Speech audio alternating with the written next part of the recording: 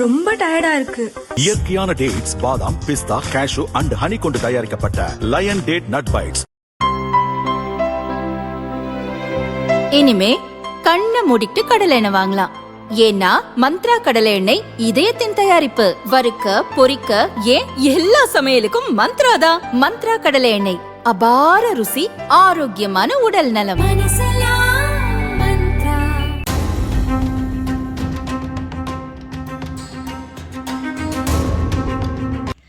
விருதுநகர் மாவட்டம் ஸ்ரீவில்லிபுத்தூரில் உள்ள வன்கொடுமை தடுப்பு சிறப்பு நீதிமன்றத்தில் வழக்கு நடைபெற்றுக் கொண்டிருந்தது. நீதிபதி சுதாகர் விசாரித்துக் கொண்டிருந்தார். அப்போது பார்வையாளர் பகுதியில் இருந்தவர்களில் ஒருவர் திடீரென எழுந்து நீதிபதியை நோக்கி அரிவாளை வீசி தாக்க முயன்றார். பறந்து வந்த அந்த அரிவாள் நீதிபதி முன்பு இருந்த வக்கீலின் டேபிள் அருகே போய் விழுந்தது.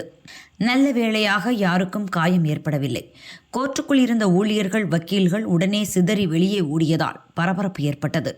போலீசார் ஓடி வந்து அரிவாள் வீசியவரை மடக்கி பிடித்து கைது செய்தனர். அவர் ஸ்ரீவில்லிபுத்தூர் அருகே செங்குளத்தைச் சேர்ந்த 36 வயதான கூலித் தொழிலாளி பாலமுருகன் என்பது தெரிய வந்தது. மதுப்பழக்கம் உடைய அவர் தினமும் குடித்துவிட்டு வந்து மனைவி தங்க முனீஸ்வரியுடன் தகராறில் ஈடுபட்டிருக்கிறார். கணவர் கொடுமை தாங்க முடியாத மனைவி விவாகரத்து கேட்டு கோர்ட்டுக்கு போனார். வழக்கை விசாரித்த நீதிபதி சுதாகர் சமீபத்தில் விவாகரத்து வழங்கி உத்தரவிட்டுள்ளார். ஜீவனாம்சம் தொடர்பான விசாரணை நாளைக்கு ஒத்திவைத்திருந்தார்.